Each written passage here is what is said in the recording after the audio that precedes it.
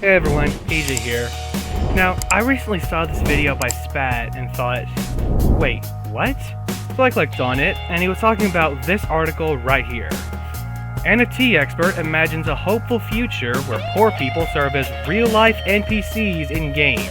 First off, nobody likes NFTs, especially in the world of today where NFTs and cryptocurrency as a whole are a dying industry.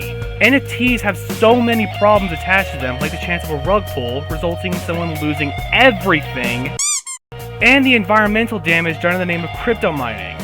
And yet, somehow, a small handful of degenerates are still trying to keep the ball rolling because they don't want to lose their precious little butt-ugly monkey JPEGs, even though NFTs have been the laughingstock of the internet since they were first introduced.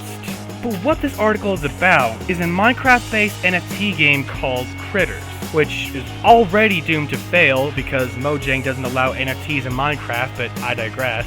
One specific player who goes by Big Chief, or as I'm going to call him, Mark Schneider, and you'll see why here shortly, hired a group of children in the Philippines to collect building materials for an in-game casino. Yeah. Now you know why I'm comparing this guy to the CEO of Nestle. This fat prick even had the balls to say the following. I have a lot of kids that play for me, and they play because they want to make extra money in a country that's really just locking them down. They were able to earn just enough to where it was worth their while. This coming from a guy who has absolutely no shame in incorporating child labor. If this is the good guy, I don't want to know what the bad guy is like. Making children from a third world country work the equivalent of a full-time job and paying them with a shitty token that I wouldn't even use to scrape gum off the bottom of my shoe in order to recover the cost of NFT purchases, an act that is often referred to as exploitation, is among one of the scummiest things you could possibly do.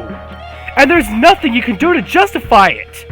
And speaking of that token, its value began to drop as his indentured servants began spending the block tokens they were given because they needed the money in order to survive. This resulted in the block tokens becoming just as worthless as the man giving them out. And this was later made even worse after Mojang banned NFTs from Minecraft. In response to all of this, Big Chief had this to say.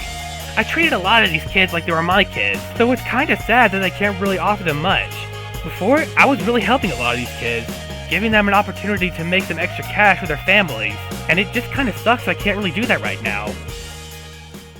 Wow. Just... wow. When I first read that, I was legit speechless. The thought that someone could be this terminally online, where they think they're doing good by exploiting children from a poor country, makes me want to vomit. Oh, but don't worry, it only gets worse from here. A blockchain consultant, whose name I'm not even going to try to pronounce, suggested, quote, with the cheap labor of a developing country, you could use people in the Philippines as real-life NPCs in your game. Just populate the world. Maybe do a random job, or just walk back and forth, fishing, telling stories, a shopkeeper. Anything is possible. Instead of taking the time to code actual NPCs into their game, they are instead using people from a third world country as NPCs in a video game. You know, there's a word for that. What is it again?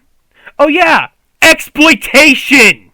This worthless heap of sun-bleached hippo excrement is wanting to exploit poor people to have NPCs in a game.